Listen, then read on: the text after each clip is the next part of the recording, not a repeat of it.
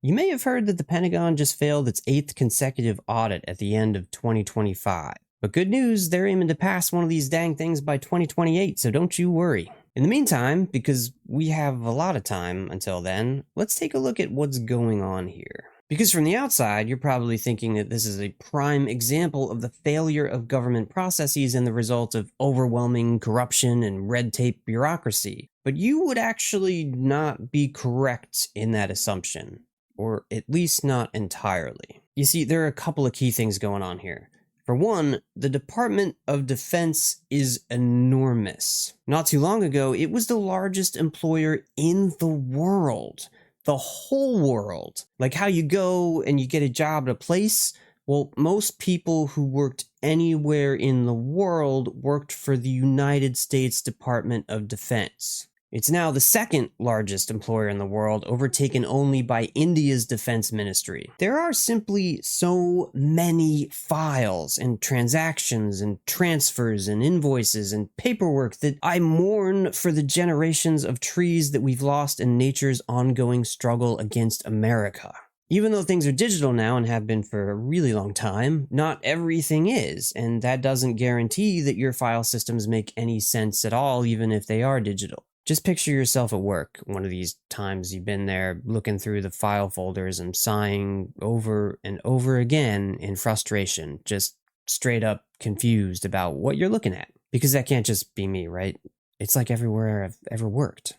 Things we've decided to do in meetings and the executive team asks for in deliverables, and then I'm just like randomly looking through this ghost town of endless discarded folders, and lo and behold, there's that exact thing that we all just decided to do. Unbeknownst to us, someone had already done this same exact thing years ago, and here are its smoldering remains buried deep in the darkest layer of the company drive. It's madness at a regular company. I can't imagine what it's like in a workplace the size of a government. And the Defense Department is made up of numerous different separate workplaces and commands and units, ships, bivouacs, and whatever. It's actually kind of impressive that we've ever had any auditors with the courage to even try to keep all that straight in the first place. The other key thing that's really the main takeaway that I want you to come away with here is that the Pentagon failing audits isn't about the Department of Defense not keeping its record straight. Because failed audits in this case aren't really about corruption or waste. I know that's hard for some people to believe that, but just look at the evidence. We've just been through a fire sale of waste finding given to the highest bidder, which happened to be the richest man in the world, Elon Musk, so that he could comb through all of our super secret files and grab everybody's information in a supposed attempt to save trillions of dollars in cutting waste. And they didn't do that because, surprise, there wasn't any waste happening. I mean, some of us weren't surprised, and I'm about to do a video here about why that is, where I talk about the myth that the private sector is somehow more efficient than the government, because spoiler, it's not. But the thing that I want you to take away from this is that the Pentagon failing an audit is not caused by corruption and waste. The Pentagon fails its audits because auditors can't 100% track down all the evidence to say that the paperwork the department filed is completely accurate, because it's just too much to track down right now. In the future, which is what the 2028 goal is all about, officials at the Department of Defense have said that they want to make things easier to keep track of, and to do that, they're planning an effort to modernize their data collection and storage systems and firmly create cohesive, standardized practices across departments and defense infrastructure. It's like your Walmart, say, and like an eighth of your workforce is out on a boat, or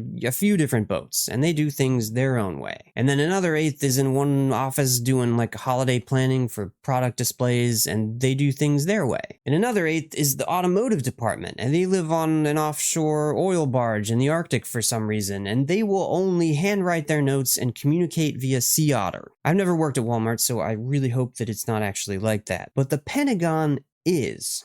Plus, they literally have people in space.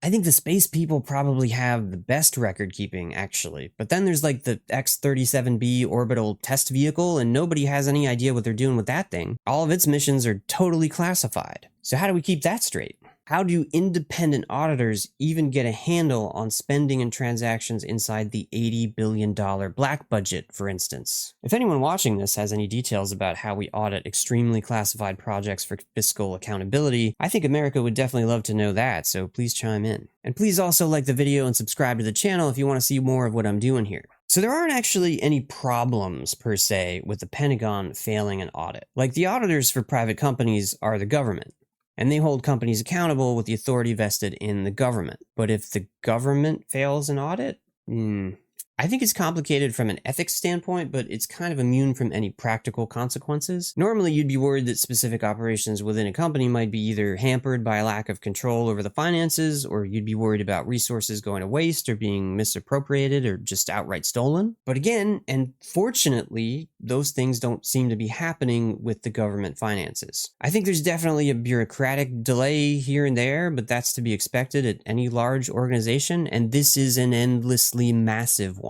You get a lot of people together and you force them to do things in specific ways. Then they're going to put things off. And then if those specific ways are actually numerous and they don't all match up and they're really a huge pain in the ass, then they're going to really put things off and not want to do them at all. I think if we were genuinely seeing the level of fraud and corruption that you hear about from Republicans when it's time for them to fire up their election campaigns against an incumbent Democrat, then we'd really want to band together as a society and make sure that something is done to fix this. But at this point, we know what the issues are, and planning has been orchestrated and systems are in place to deal with the problem. It's sort of like if you go to the doctor and you get diagnosed with something, and it's not really that bad, you just need to go home and exercise more, and you go, well, I don't really want to.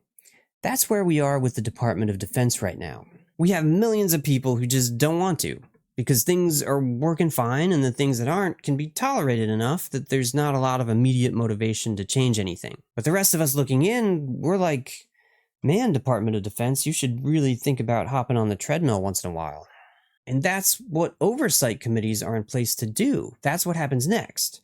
The Pentagon goes into a remediation phase where they try to address the areas where auditors flag things where they want to see improvement. But again, there's no real pressure to do anything any better. Don't get me wrong, this is definitely something we want to have real accountability around. It seems like it's just a matter of firming up processes and paperwork, though, and I, for one, am not really worried about that at all. It doesn't put us or anyone else in any danger right now, and I think that we can wait for the remedies that are moving forward as we speak before we storm the gates and, install Zombie Lord Clippy as the chief budget officer of the United States government.